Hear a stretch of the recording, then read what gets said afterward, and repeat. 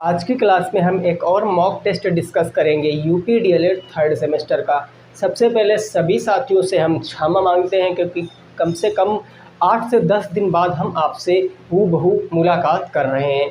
दोस्तों, इसके पीछे रीज़न है कि तबीयत ठीक नहीं थी, कभी छाले पड़े थे, तो उसके बाद खांसी अभी भी आ रही है, तो बोलने में काफ़ी सारा प्रॉब्लम था। बट फिर भी मैंने सोचा कि आपको बीच बीच अगर क्लासें प्रोवाइड कराता रहूँगा तो मे भी आपको थोड़ा बहुत जो होगी वो आसानी होगी।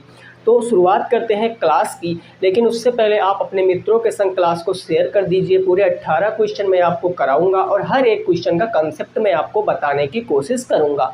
आइए शुरुआत करते हैं। फर्स्ट क्वेश्चन जो है मैंने एज से ले रखा है क्योंकि काफ़ी सारे दोस्त टेलीग्राम पे ग्रुप पे मैसेज किए थे कि सर हमको एज वाला क्वेश्चन बता दीजिए, उम्र जिसमें निकालना होता है। तो उस क्वेश्चन को हम डिस्कस करेंगे। क्वेश्चन को बहुत आसानी से पढ़ना है, फिर आपको ट्राई करना है। क्वेश्चन कह रहा पिता और पुत्र की वर्तमान आयु का अनुपात 7:3 है। 10 वर्ष बाद उनकी आयु का अनुपात 5:3 होगा। तो कहा है पुत्र की वर्तमान आयु ज्ञात करो। आपसे सन की प्रेजेंट एज पूछे हैं और आपको ये सारा स्टेटमेंट दिया गया है। अब जरा मेरी थोड़ी बात को अच्छे से समझने का प्रयास करना। देखो दोस्तों, जैसे मैं वर्तमान की बात करता हूँ, ठीक है ना, वर्तमान की मैं बात करता हूँ तो वर्तमान का मतलब प्रेजेंट, और प्रेजेंट से मैं फ्यूचर में जाऊँगा मतलब भविष्य काल की जब भी मैं बात करूँगा। और एक आता है आपका भूतकाल, यानी जो बीत चुका है जिसको पास्ट बोलते हैं। तो यहाँ पर थोड़ा सा कंसेप्ट आपको समझना है। जब भी प्रेजेंट से आप भूतकाल में यानी पहले की उम्र ज्ञात करोगे तो हमेशा माइनस करोगे, और वर्तमान से जब भी आप भविष्य की बात करोगे तो प्लस करोगे। अब ये चीज़ अगर आपको ऐसे नहीं समझ में आ रही है तो आप ये समझो, जब भी कभी क्वेश्चन में कहेगा बाद, इतने साल बाद, तो उतने साल आपको ऐड करने पड़ेंगे। जब भी कहेगा इतने साल पहले तो आपको उतने साल क्या करने पड़ेंगे, माइनस करने पड़ेंगे। लेकिन वर्तमान में ही प्लस करेंगे, वर्तमान में ही माइनस करेंगे, ये बात आपको याद रखनी है। इतनी बात आपकी समझ में आ गई होगी। अब इस क्वेश्चन को ट्राई करते हैं फटाफट तरीके से। देखो, एक कौन है, पिता है और एक पुत्र है। तो सबसे पहले हम एफ से लिखते हैं भाई फादर, और एस से लिखते हैं सन। फादर सन हो गए। फादर की आयु कितनी है तो कहोगे सर 7 है, और पुत्र की आयु कितनी है तो 3 है। अब ये अनुपात है, इन्हें वर्तमान आयु का अनुपात है। इनका हम एक्चुअल आयु कैसे बनाएंगे तो इसमें एक वेरिएबल लगा के सिखाया था ना कि अनुपात हमेशा सरलतम रूप होता है, उनका हम वेरिएबल लगाते हैं।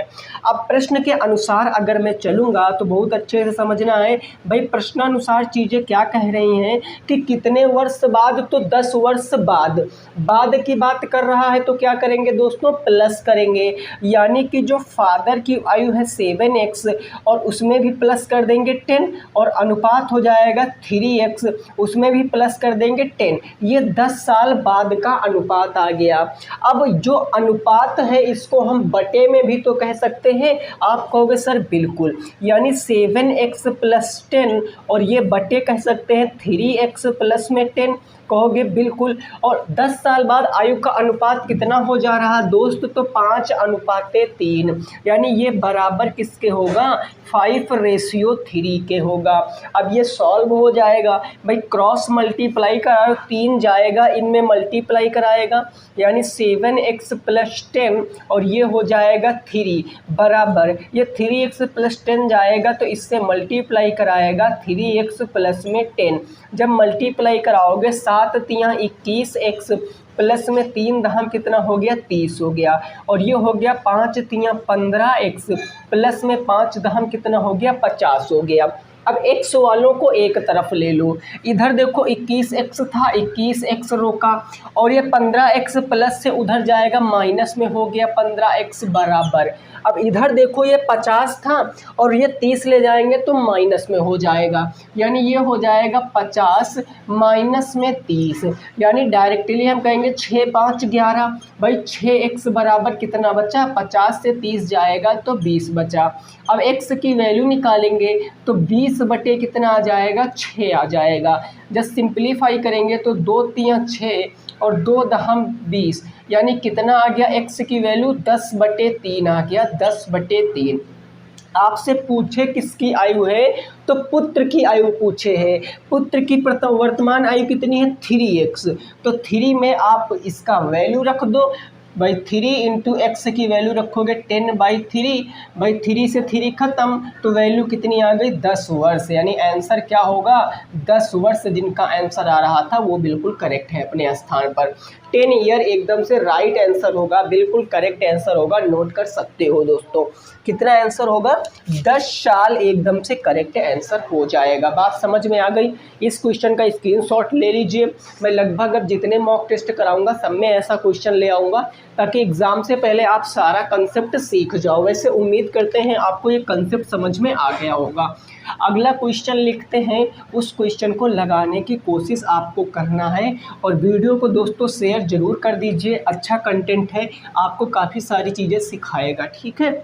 देखो क्वेश्चन नंबर 2 की अगर मैं बात करता हूँ तो बहुत प्यारा क्वेश्चन है। ये क्वेश्चन क्या कह रहा है, ये क्वेश्चन कह रहा 4 की पावर है x और माइनस में है 4 की पावर 4x है, सॉरी 4 है, 4 की पावर है x माइनस 4 की पावर है x, और बाई कितना हो गया भाई, 4 हो गया, बराबर कितना दिया गया है, 24। तो आपसे पूछा है कि x का मान क्या होगा, what is the value of x, x का मान क्या होगा। अब दोस्तों ये सारे क्वेश्चन मैंने अपने पास से नहीं लिए हैं, ये सारे आपके जो विभिन्न प्रकार की किताबें हैं उन सब से मैंने क्वेश्चन लिया। तकरीबन 2 से 3 किताबों से मैंने क्वेश्चन को कलेक्ट करके एक मॉक टेस्ट बनाया। बहुत ही रिलेवेंट क्वेश्चन है ये, है ना। अब आप कहोगे सर यहाँ हम कैसे निकाल सकते हैं, तो मैंने कहा भाई देखो, अगर मैं 4x को यहाँ से कॉमन ले लेता हूँ, मैंने 4x को कॉमन ले लिया, कॉमन लेते ही क्या लगाते हैं, ब्रैकेट लगाते हैं। जब 4x कॉमन ले लिया, 4x से 4x डिवाइड करेंगे तो 1 टाइम्स चला जाएगा, 4x से 4x डिवाइड हो गया 1, और नीचे क्या बचा, 4 बचा, बराबर उस तरफ कितना आ गया, 24। क्या ये बात आपकी समझ में आई है, कहोगे जी बिल्कुल। इसको जब सॉल्व करोगे तो ये हो जाएगा 4x, ब्रैकेट में 4 एकम 4, 4 ऊपर माइनस 1 बटे हो गया 4, ये बराबर किसके आ जाएगा, 24 के आ जाएगा। यानी वी कैन से दैट कि 4x बराबर इंटू भाई इंटू 4 में से 1 जाएगा तो 3 बटे कितना हो गया 4, और बराबर कितना हो गया 24। अब आपको इस x की वैल्यू निकालना है, तो ये पूरा नंबर उधर भेज दो, 3 बटे 4 उधर जाएगा तो 4 बटे 3 हो जाएगा। यानी मैं कह सकता हूँ कि जो 4 की पावर x है ये बराबर होगा 24 इंटू भाई 3 बटे 4 इधर जाएगा तो 4 बटे 3 आ जाएगा, 3 अठे कितना हो गया, 24 हो गया, 8 चौके 32, यानी 4x की पावर कितना हो गया, 32 हो गया। अब x की पावर कैसे निकालेंगे, तो भाई 4x को मैं कह सकता हूँ 2 की पावर 2 और इसकी पावर x, और यहाँ हो जाएगा 2 की पावर 16 को 2 की पावर किसने रूप में 32 को प्रेजेंट कर सकते हैं, 2 दूनी 4 दूनी 8 दूनी 16 दूना 32, वेरी गुड। 2 की पावर 5 यानी पावर का मल्टीप्लाई, 2 की पावर 2x बराबर 2 की पावर 5, भाई बेस बराबर तो पावरे बराबर, यानी 2x बराबर 5, तो x बराबर कितना आएगा, 5/2। x बराबर 5/2, या इसको आप भाग करोगे तो 2.5 आ जाएगा। तो जिनका आंसर आ रहा था 5/2 या 2.5 वो अपने स्थान पर बिल्कुल करेक्ट है। भाई 2.5 कहो या 5/2 कहो, दोनों ही आंसर क्या होंगे, बिल्कुल राइट हो जाएंगे। बात समझ में आ गई दोस्तों ये वाली, कोई दिक्कत नहीं ना। आगे को बढ़ते हैं, आगे क्वेश्चन क्या कह रहा है उसको ज़रा समझने की कोशिश करते हैं। क्वेश्चन नंबर 2 होगा 3 हो जाएगा, ठीक है। क्वेश्चन नंबर 3 देखो क्या है, ज़रा उसको समझिए और उसको बताइए। क्वेश्चन नंबर 3 कुछ इस तरीके से क्वेश्चन आपके सामने कह रहा है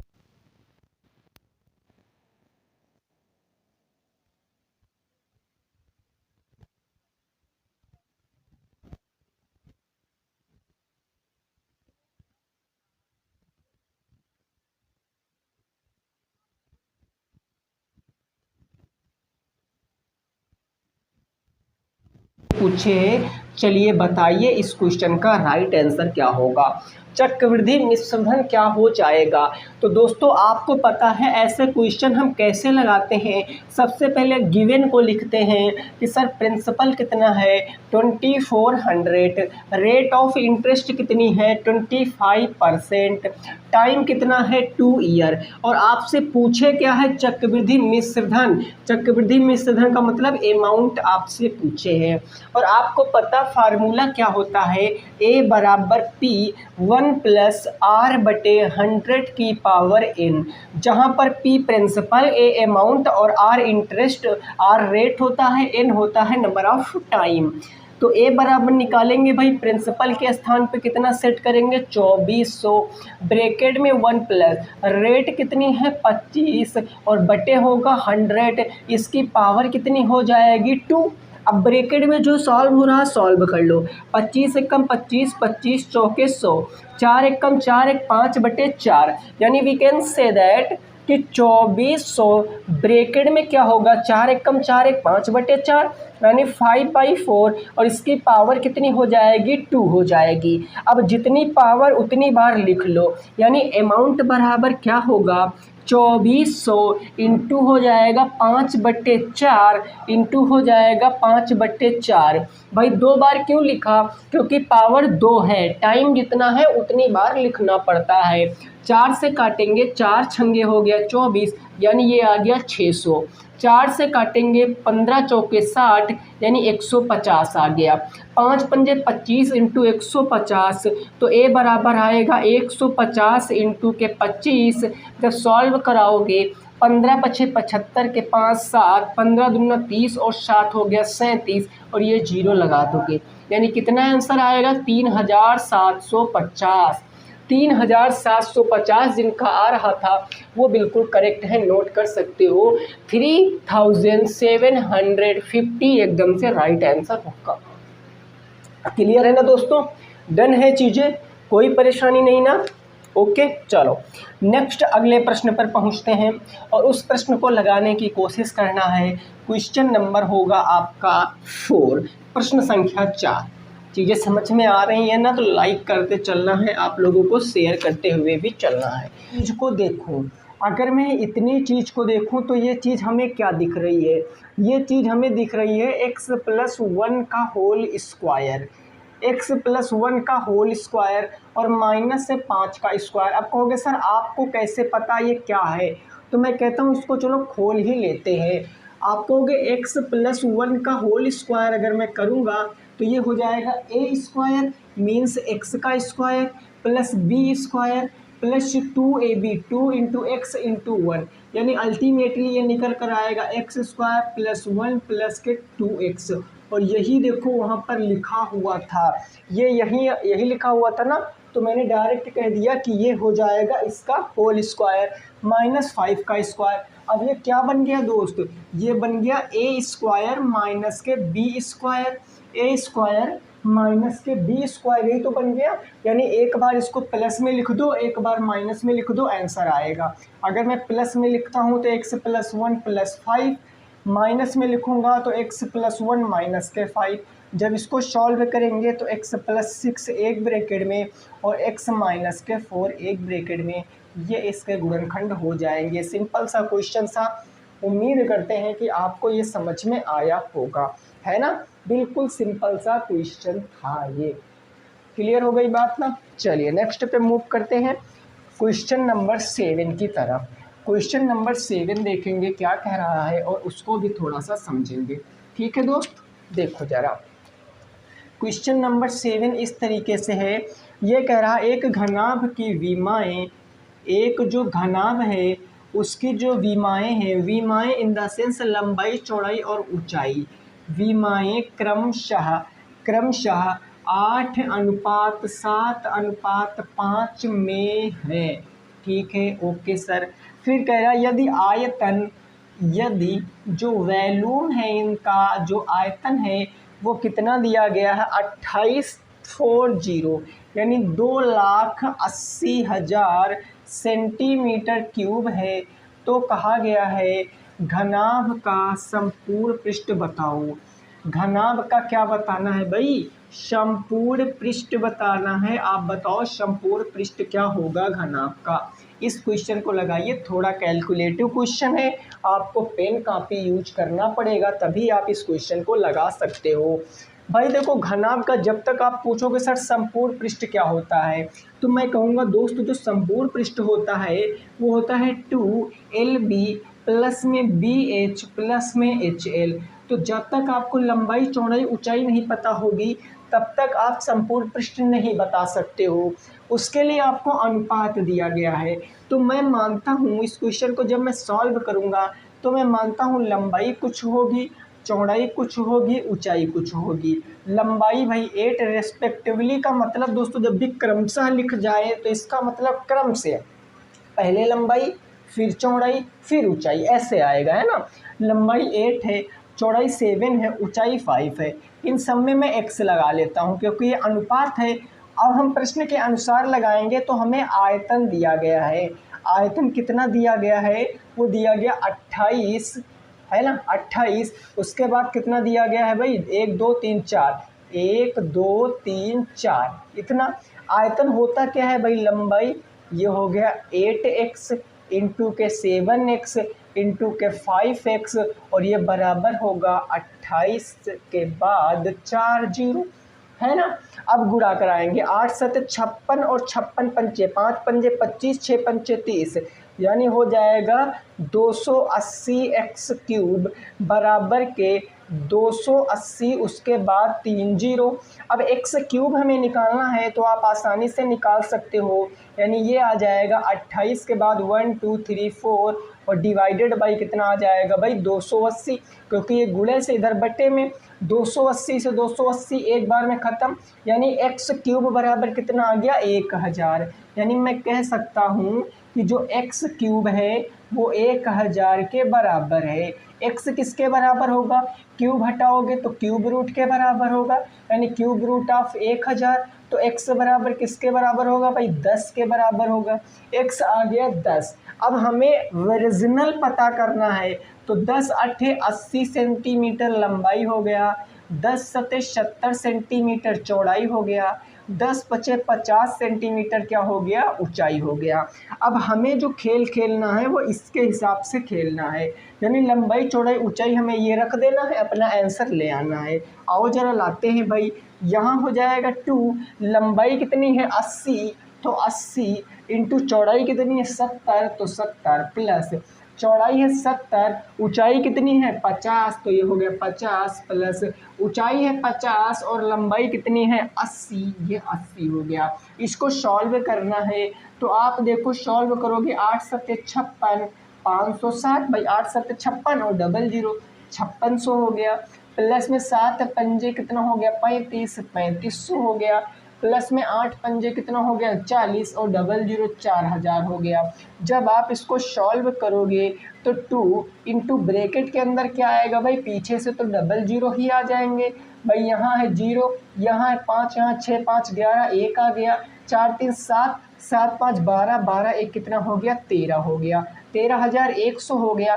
जब आप इसको सॉल्व करोगे तो 2 इंटू 13100, 13 दूना 26,200 जिनका भी आ रहा था वो अपने स्थान पर बिल्कुल करेक्ट है, वो भी किसमें सेंटीमीटर स्क्वायर में।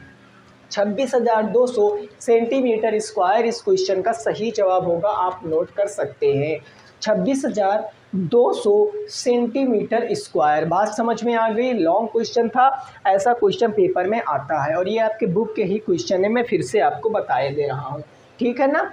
नेक्स्ट स्क्रीनशॉट ले लिया ना, ठीक है। नेक्स्ट क्वेश्चन नंबर हम पहुँचेंगे 8 के ऊपर।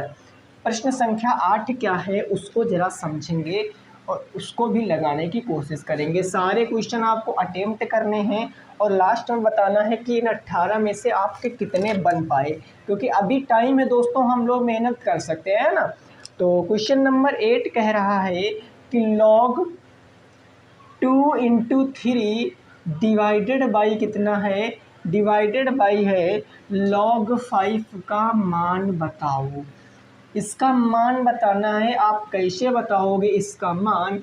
तो देखो हमने आपको लॉग के ऊपर, अभी लास्ट जो हमारा चैप्टर हुआ था वो लॉग के ऊपर ही हुआ था, भाई ये क्या है, ये ए m इंटू एन है, मतलब ये प्लस में हो जाएगा, तो ये होगा log 2 प्लस में क्या हो जाएगा log 3, ये डिवाइड में तो माइनस में चला जाएगा log के 5, है ना। वैल्यू रखो, log 2 की वैल्यू होती है 0.3010, है ना। प्लस में क्या होता है log 3 की वैल्यू 0.4771, माइनस में log 5 की वैल्यू 6990। अब पहले बोर्ड मॉस के हिसाब से आपको प्लस करना है, प्लस कर लीजिए 1, 7 1 हो गया 8, ये हो गया 7 और 4 3 कितना हो गया 7, 0.7781 माइनस करना 0.6990। अब माइनस कर लो, एक में से 0 जाएगा, एक 8 में से 9 जाएगा नहीं, 18 में से 9 जाएगा तो 9, यहाँ बचा 8, 8 में से 9 जाएगा 6 बचा ना, 6 में से 9 जाएगा नहीं तो 16, 16 में से 9 जाएगा 9 7 16, 6 से 6 गया 0, तो आंसर आएगा 0.0791, जिनका आ रहा वो बिल्कुल करेक्ट है। 0.0791 एकदम से क्या हो जाएगा, सही जवाब हो जाएगा। ओके, क्लियर, सिंपल सा क्वेश्चन था। नेक्स्ट पे मूव करेंगे अगले प्रश्न पर। अगला प्रश्न क्या है उसको ज़रा समझने की कोशिश करेंगे। क्वेश्चन नंबर होगा हमारा कौन सा भाई, 9 नंबर।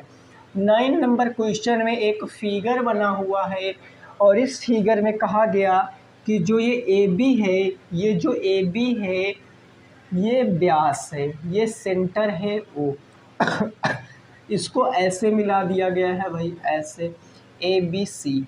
आपसे क्या कहा गया कि ये एंगल जो है वो 30 डिग्री है। आपसे सी ए बी पूछा, सी ए बी क्वेश्चन में दिया क्या गया है, ए बी जो है ये वृत्त का व्यास है, ए बी वृत्त का व्यास है, ये पहली बात दी गई है। दूसरी बात एंगल ए बी सी बराबर 30 डिग्री, तो आपसे पूछे हैं एंगल सी ए बी बराबर क्या होगा। सी ए बी का मतलब बीच वाला एंगल, इस वाले एंगल का मान आपको बताना, जो मैंने डार्क कर दिया इस वाले एंगल का मान आपको बताना है।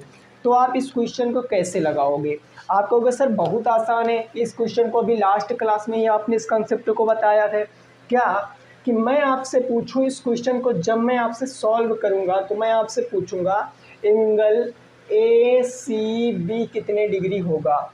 ए सी बी मतलब बीच वाला एंगल सी क्या 90 डिग्री होगा। अब क्यों होगा तो रीज़न लिखेंगे, अर्धवृत्त में बना कोण कितने डिग्री होता है। अर्धवृत्त में बना जो कोण है वो हमेशा 90 डिग्री होता है। याद आई कुछ थ्योरम, हाँ। तो अब ये एंगल कितने डिग्री हो गया 90 डिग्री। अब तो बच्चा बता सकता है ट्रायंगल के तीनों एंगल का सम 180 डिग्री है, तो हम लिखेंगे ट्रायंगल ए बी सी में, है ना, जो एंगल आपका हो जाएगा ए बी सी प्लस में एंगल हो जाएगा आपका ए सी बी और प्लस में एंगल आपका हो जाएगा सी ए बी बराबर 180 डिग्री होगा। ए बी सी कितना दिया गया 30 डिग्री, ए सी बी कितना निकाला 90 डिग्री, और ये आपको निकालना है सी ए बी बराबर 180 डिग्री। 9 3 12 120 जाके उधर हो जाएगा माइनस, यानी एंगल सी ए बी कितना आ जाएगा, तो आप कहोगे सर 180 और 90 30 120 इधर आके माइनस हो जाएगा, तो एंगल सी ए बी कितना बचेगा 180 माइनस 120 60 डिग्री एकदम से करेक्ट आंसर हो जाएगा। 60 डिग्री एकदम से करेक्ट आंसर हो जाएगा। आई होप ये बात आपकी समझ में आ गई होगी। 60 डिग्री एकदम से राइट आंसर हो जाएगा। उम्मीद करते हैं कि ये बात आपकी समझ में आ गई होगी। सिंपल सा थ्योरम था, ठीक है ना। बहुत इंपॉर्टेंट चैप्टर है, 2 नंबर का क्वेश्चन आएगा और समझ लो कि 25 में से 2 नंबर कितना इम्पोर्टेंट रखते हैं। 25 चौके 100 4 दूनी 8, एक क्वेश्चन 8% आपका रोल अदा करता है। पेपर का 8% सिंगल यही क्वेश्चन आपका लेगा, ठीक है ना। तो आपको इस क्वेश्चन को अच्छे से ऐसे कंसेप्ट को पढ़ के जाना है। क्वेश्चन नंबर 10 कह रहा है, ये कह रहा 5120 रुपये का 5120 रुपये का 12.5% की दर से 3 वर्ष का CI बताना, CI इन द सेंस समझ लो ना, कंपाउंड इंटरेस्ट बताना है, चक्रवृद्धि ब्याज आपको बताना है। क्या होगा? चक्रवृद्धि ब्याज आपको बताना है, जल्दी से आप लगाइए। भाई हमने कहा जब भी कभी ऐसा क्वेश्चन आएगा तो आपको सबसे पहले गिवन फॉर्म को लिखना है। गिवन फॉर्म प्रिंसिपल कितना है? 5120। रेट ऑफ इंटरेस्ट कितना है? 12.5%। टाइम ड्यूरेशन कितना है? 3 ईयर। हमें पूछा कंपाउंड इंटरेस्ट, तो मैं फाइंड करूंगा कंपाउंड इंटरेस्ट। भाई कंपाउंड अमाउंट का फार्मूला होता है A बराबर P 1 + R/100 की पावर T कह लो या M कह लो। तो आप यहाँ पर देखो अमाउंट निकालोगे तो प्रिंसिपल है 5120, 1 प्लस रेट है 12.5 बटे है 100, इसकी पावर समय कितना है? 3 वर्ष। भाई पॉइंट हटा के 0 बढ़ा ले।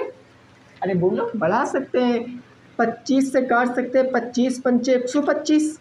अरे बोलो, 25 पंचे 125, 25 चौके 140 हो गया, है ना।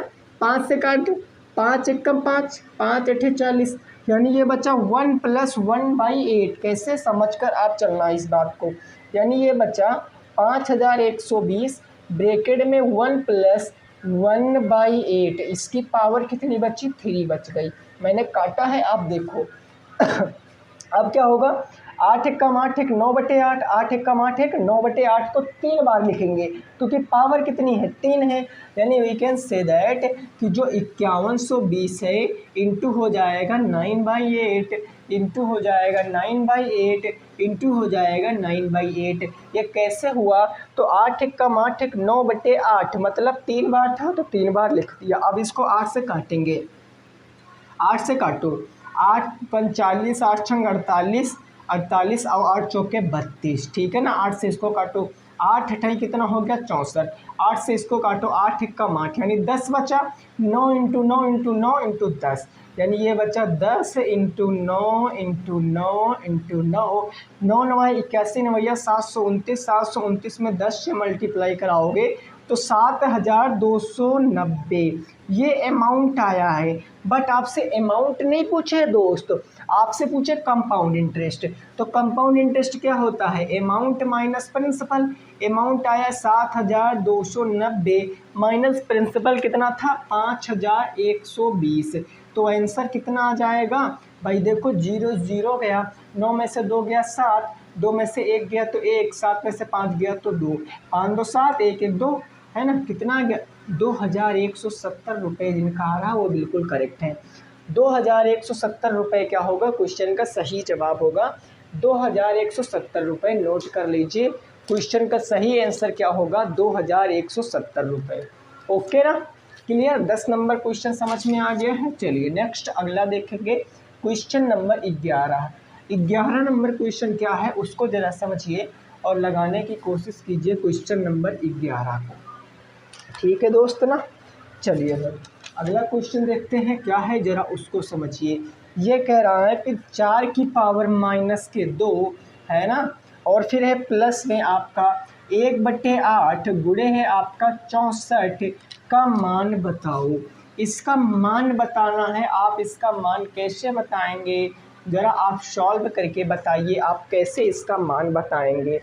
आप कहोगे सर ये बहुत आसान क्वेश्चन है। किसी भी नंबर की पावर निगेटिव है, पॉजिटिव बनाने के लिए उसके ऊपर /1 लगाएंगे, 1/4 की पावर 2 प्लस में हो जाएगा 1/8, ओके, इंटू के हो जाएगा 64। अब यहाँ प्लस है, यहाँ मल्टीप्लाई। पहले किसको सॉल्व करते हैं बोर्ड बॉक्स में?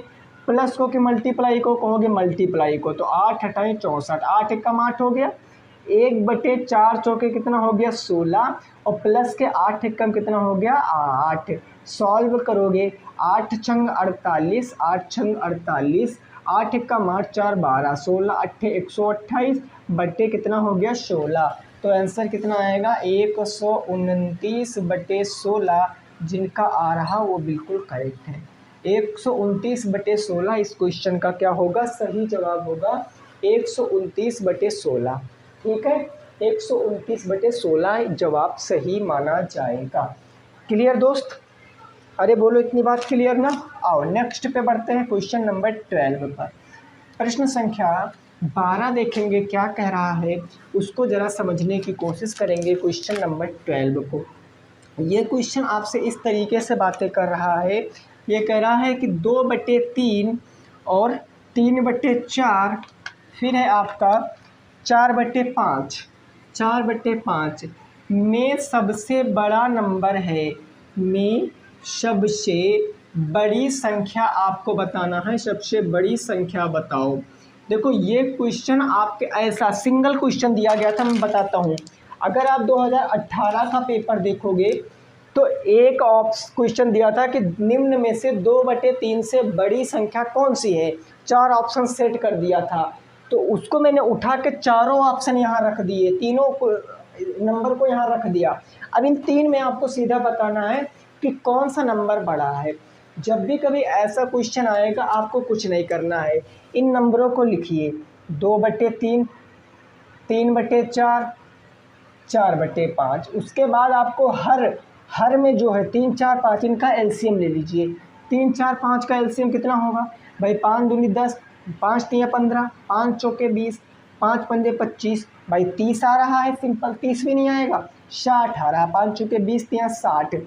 60 बनाने के लिए 20 से नीचे इंटू 20 से ऊपर इंटू, क्योंकि एलसीएम 60 आ रहा।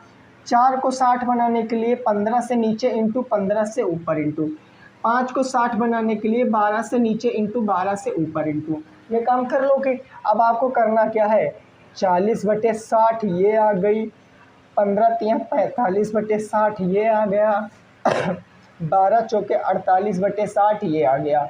जब सबके हर बराबर हो जाएं, सबके हर बराबर हो जाएं, तो जिस संख्या का न्यूमरेटर, जिस संख्या का अंश बड़ा वो संख्या सबसे बड़ी, यानी ये लास्ट वाली कौन सी थी, 4/5। अतः हम लिख सकते हैं कि जो सबसे बड़ा नंबर है वो 4/5 है, यानी इस क्वेश्चन का आंसर कितना होगा, 4/5। सबसे छोटा नंबर 40, यानी सबसे छोटा नंबर 2/3 हो जाएगा। मिड वाला नंबर 3/4 हो जाएगा। तो ऐसे डिसेंडिंग असेंडिंग ऑर्डर में भी लिखने को आ सकता है। ठीक है, क्लियर बात हो गई दोस्त, कोई दिक्कत नहीं ना। और नेक्स्ट पहुंचते हैं क्वेश्चन नंबर 13 पर। प्रश्न संख्या 13 देखेंगे क्या कह रहा है, उसको भी थोड़ा समझने की कोशिश करेंगे। क्वेश्चन नंबर 13, क्वेश्चन नंबर 13 इस तरीके से आपसे कह रहा है, क्या कह रहा है ज़रा समझने की कोशिश करना दोस्तों।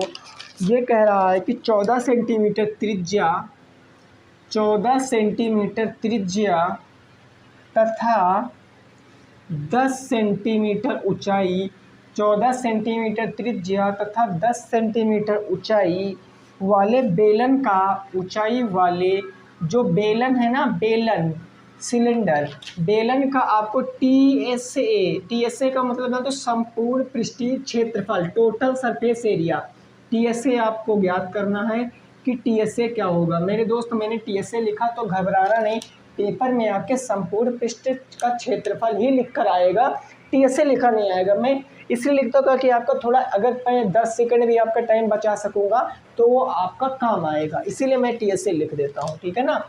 अब देखो टीएसए क्या होता है, बेसिकली जो संपूर्ण पृष्ठ का क्षेत्रफल होता है, आप कहोगे संपूर्ण पृष्ठ क्या होता है बेलन का, वो होता है 2πr ब्रैकेट में h प्लस में r, यही तो होता है 2πr ब्रैकेट में h plus r।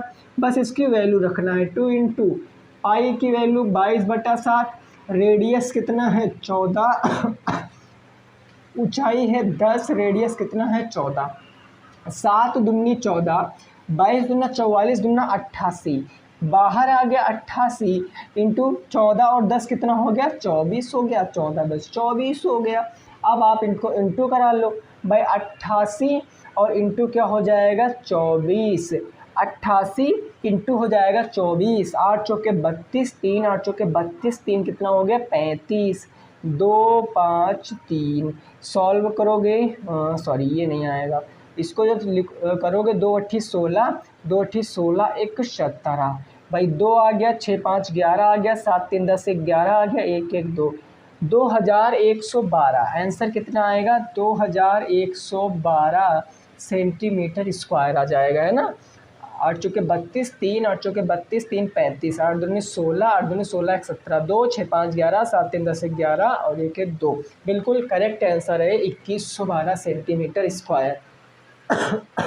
2112 centimetre square क्या हो जाएगा, इस क्वेश्चन का सही जवाब हो जाएगा। ठीक है ना। ठीक है दोस्तों, आपको केवल फोकस करना है क्वेश्चनों पे, क्योंकि थोड़ा डिस्टरबेंस है, खांसी बार बार आ रही है, बट फिर भी मैं आपको बहुत काफ़ी मतलब 6-7 दिन हो गए मैं आपको क्लास नहीं दिया था, तो मैंने सोचा चलो किसी तरीके से ऐसे ही एडजस्ट किया जाएगा, आपको क्लास दिया जाएगा। ठीक है ना। कुछ नहीं, अगर आप 2-3 कंसेप्ट भी सीखते हो तो वो भी बहुत अच्छा होगा आप लोगों के लिए। ठीक है भाई। चलिए नेक्स्ट अगला क्वेश्चन देखिए। क्वेश्चन नंबर हमारा कौन सा होगा, तो ये हो गया हमारा 8 5 13, ये हो जाएगा 14 नंबर क्वेश्चन। यह क्वेश्चन कह रहा 216 रुपये को 216 रुपये को ए बी सी में इस प्रकार बांटो कि इस प्रकार बांटो कि जो ए अनुपात बी है वो 1:2 एवं बी अनुपात जो सी है एवं जो बी अनुपात सी है वो 2:3 हो, 2:3 हो। ये आपसे कहा गया है 2:3 हो। अब इस क्वेश्चन को कैसे लगाएंगे भाई, जितने रुपए बांटने हैं वो अलग की बात है। पहले देखो कितने वेरिएबल हैं, ए बी सी, तो मैं लिखता हूँ ए अनुपात बी अनुपात सी। ए की वैल्यू 1, बी की वैल्यू 2 लिख दिया सर। अब बी की वैल्यू है फिर से 2 और सी की वैल्यू है 3। भैया यहाँ 2 लिख देंगे, यहाँ आपका 2 लिख देंगे। ऐसा क्यों, क्योंकि पड़ोसी की जगह पड़ोसी तो भरेगा, रेशियो वाले चैप्टर में पढ़ा रखा। 2 1 कम 2 हो गया, अनुपात 2 दूनी 4 हो गया, अनुपात 3 दूनी 6। अब ये किसी एक नंबर से कट रहे हैं तो काट दो भाई, 2 1 कम 2, 2 दूनी 4, 2 3 6। यही अब अगर मैं आपसे पूछूं कि आनुपातिक योग कितना है, आनुपातिक योग यानी अनुपात में योग कितना है, आप कहोगे 1 प्लस में 2 प्लस में 3, कहोगे 6। आनुपातिक योग 6 है, लेकिन एक्चुअल में कितना है 216। 6 बराबर 216, तो 1 बराबर 216/6, यानी 6 त्रिक 18 और 6 चार के 36, 1 बराबर 6। आपसे ए बी सी पूछे हैं तो ए का हिस्सा कितना आएगा, 36 से कम 36। बी का हिस्सा 36 दूना 72 और बी का हिस्सा 6 तिया 18 10 108, यानी ए का हिस्सा 36, बी का हिस्सा 72, सी का हिस्सा 108। क्वेश्चन का सही जवाब हो जाएगा ए का हिस्सा 36, बी का हिस्सा 72 और सी का हिस्सा 108। क्वेश्चन का क्या हो जाएगा, सही जवाब हो जाएगा। आई होप आपको समझ में आ गया होगा क्वेश्चन नंबर 14। ठीक है, क्लियर। आइए 15 पे पहुंचते हैं। क्वेश्चन नंबर 15 को देखेंगे क्या कह रहा है, उसको भी ज़रा समझेंगे। Question number 15। अभी तक आप कमेंट करके बताओ 14 में से आपके कितने सही कितने गलत हुए हैं। ठीक है ना, हाँ आपको कमेंट करके बताना है। क्वेश्चन नंबर 15, ये एक बढ़िया क्वेश्चन है, फिगर आउट है, यहाँ पर मैंने फिगर दे दिया। ये है ए बी, ये पॉइंट है ए बी, ये है ओ, ये बन गया, वेरी गुड। यहीं से ये बन गया, वेरी गुड। यहाँ है सी, यहाँ है ओ, है ना। अब आपको ये एंगल दिया गया है कितने डिग्री मेरे दोस्त, हाँ एंगल कौन सा, एंगल ए बी ओ का मान पूछे, एंगल ए बी ओ, इस वाले एंगल का मान पूछे है। और ये वाला एंगल आपको कितने डिग्री दिया, 40 डिग्री दिया है। अब यहाँ पर लिखता हूँ जो जो दिया गया है।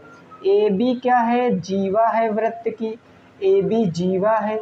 ठीक है, ए बी जीवा है। आपको दिया गया है एंगल ए सी बी बराबर 40 डिग्री। तो आपसे पूछा है एंगल ए बी ओ का मान, एंगल ए बी ओ का मान क्या होगा, एंगल ए बी ओ, इस वाले एंगल का मान मेरे दोस्त पूछे है, इस वाले एंगल का मान पूछे है। अब आप एक बात बताओ, मैं आपसे पूछता हूँ इस क्वेश्चन में, मैं आपसे क्या पूछता हूँ, थोड़ा मार्कर चेंज करके मैं आपको बताता हूँ। इस क्वेश्चन में आपसे क्या पूछता हूँ, मैं पूछता हूँ दोस्त हमें ये बताओ कि जो एंगल ए ओ बी है वो किसके बराबर होगा, ये वाला एंगल किसके बराबर होगा। कहोगे सर 2 गुने के, किसके 2 गुने के, ए सी बी के। ऐसा क्यों हुआ, परिधि पर बना कोण हमेशा सेंटर पर बने कोण का आधा होता है। और लास्ट क्लास में बताया था कि सेंटर पर बना कोण परिधि पर बने कोण के 2 गुने का होगा। सेंटर पर ये कोण बन रहा, परिधि पर बने कोण के 2 गुने का होगा। तो सीधा आप लिखोगे कि एंगल ए ओ बी बराबर होगा 2 गुने ऑफ एंगल, ये कितना हो जाएगा 40 डिग्री। तो वी कैन से दैट कि एंगल ए ओ बी बराबर 40 दुगना कितना हो जाएगा 80 डिग्री। यानी कि ये एंगल कितने डिग्री आ गया मेरे दोस्त, 80 डिग्री आ गया। अब आप यहाँ पर देखो त्रिभुज, कौन सा त्रिभुज, त्रिभुज ए ओ बी में, त्रिभुज ए ओ बी में भाई 2 भुजाएं बराबर हैं, ए ओ बराबर किसके हैं, ओ बी के। क्यों बराबर है, क्योंकि ये वृत्त की क्या है, त्रिज्याएं, और वृत्त की त्रिज्याएं हमेशा क्या होती हैं, बराबर होती हैं।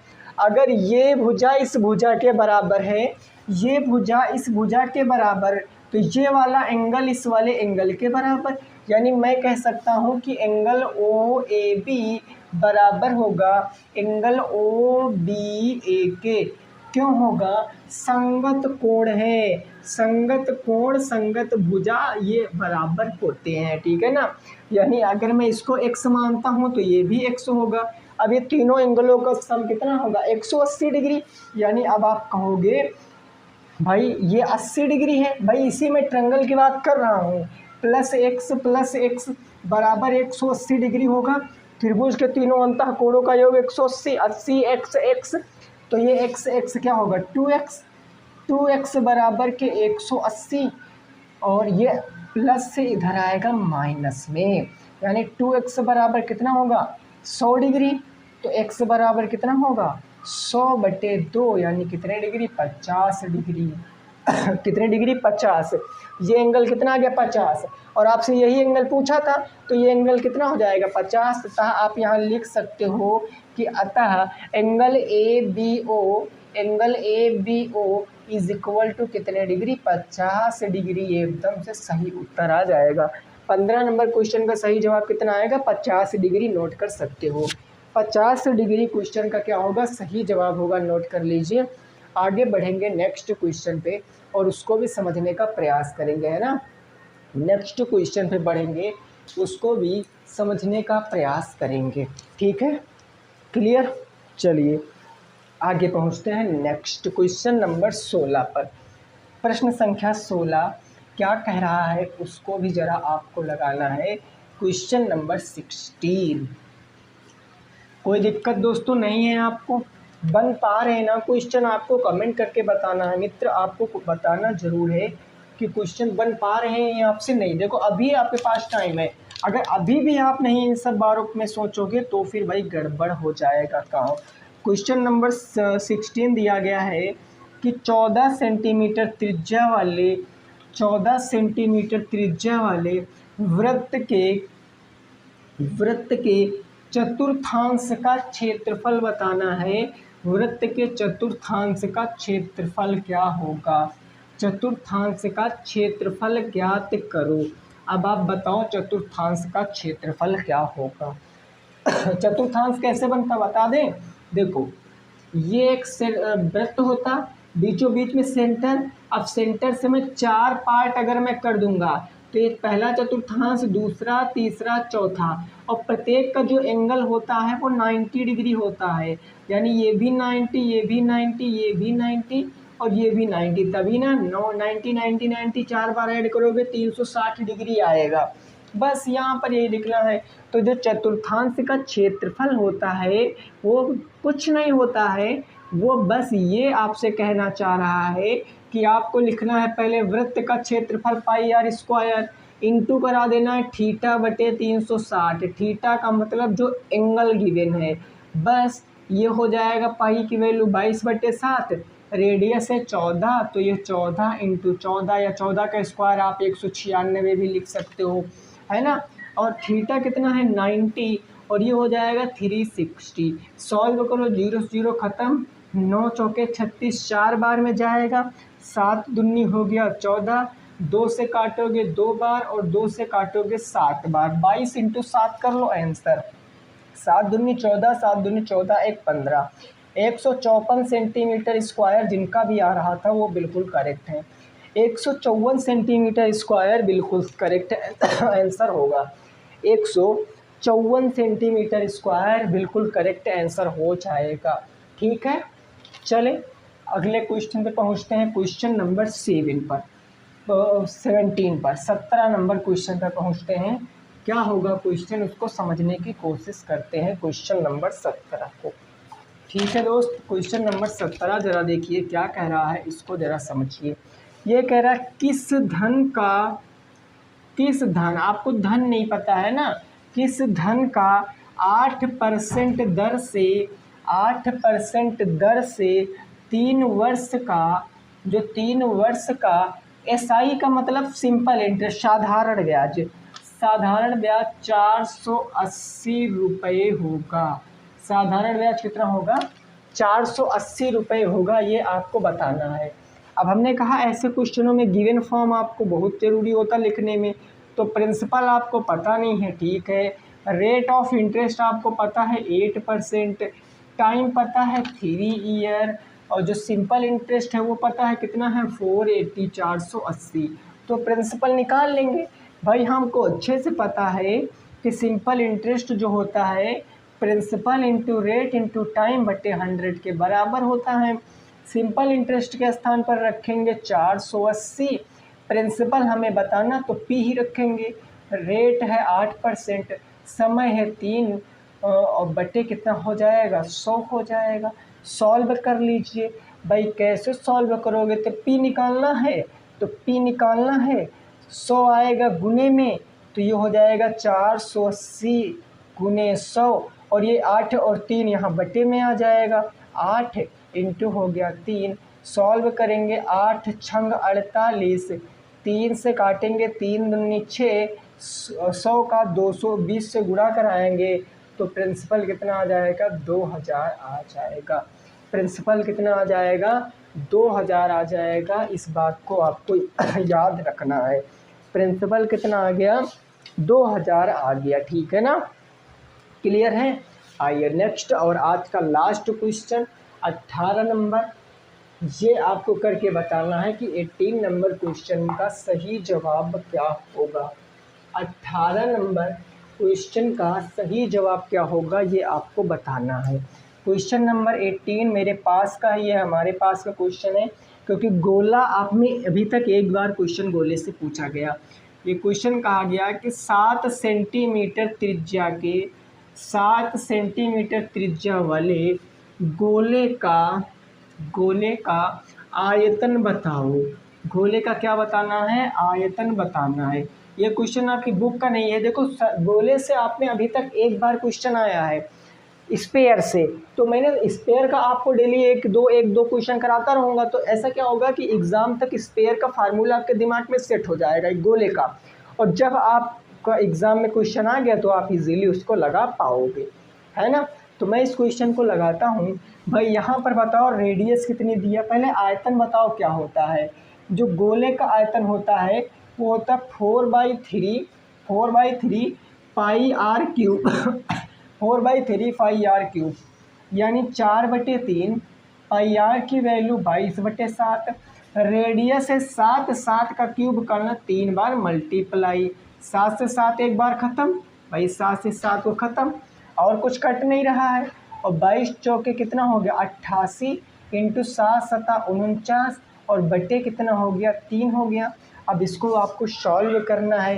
कैसे सॉल्व करोगे, 88 इंटू 49 का मल्टीप्लाई, 9 8 72 के 2 7, 9 8 72 72 8 80, 1 कम 79, और ये हो जाएगा 8 चौके 32, 3 हो गया, 8 चौके 32, 3 कितना हो गया 35। सॉल्व कीजिए, 2 9 2 11, 7 5 12, 1 13, 1 3 1 4, 4312/3, यानी आंसर कितना आएगा 4312/3। जब इसको आप सॉल्व करोगे 3 1 कम 3 1 4, 13 3 चौके 12, 1 बचा 3 त्रिक्का 9, 2 बचा 22 3 सत्ते 21, 1 बचा 3 3 त्रिक्का 9, यानी आएगा लगभग 14.3 7.3 सेंटीमीटर क्यूब। इस क्वेश्चन का सही जवाब हो जाएगा 1437.3 सेंटीमीटर क्यूब। यहीं अगर गोले का आयतन ना पूछकर गोले का चाहे संपूर्ण पृष्ठ का क्षेत्रफल पूछे या कर्व सरफेस एरिया वक्र पृष्ठ का क्षेत्रफल पूछे, ये होता 4πr²। दोनों एक ही होता है, ये बात आपको याद रखनी है। आयतन होता 4/3πr³। चाहे कुल पृष्ठीय क्षेत्रफल आपसे पूछे या आपसे संपूर्ण पृष्ठीय क्षेत्रफल या फिर आपसे पूछे वक्र पृष्ठीय क्षेत्रफल, एक ही फार्मूला होता 4πr²। ठीक है ना। तो आज की क्लास में हमने टोटल 18 क्वेश्चन किए हैं। 18 में आपके कितने सही हुए हैं वो आपको बताना है। जितने भी सही हुए वो आपको बताना, जो भी टॉपिक वीक है वो भी आप कमेंट में कर दोगे, उसके मैं क्वेश्चन 1-2 बढ़ा के लूँगा। ठीक है ना, मॉक टेस्ट में। तो क्लास कैसी लगी ज़रूर बताना दोस्तों। मिलेंगे आपसे कल की क्लास में, तब तक सभी साथी रखेंगे अपना ख्याल। जय हिंद, जय भारत और वंदे मातरम।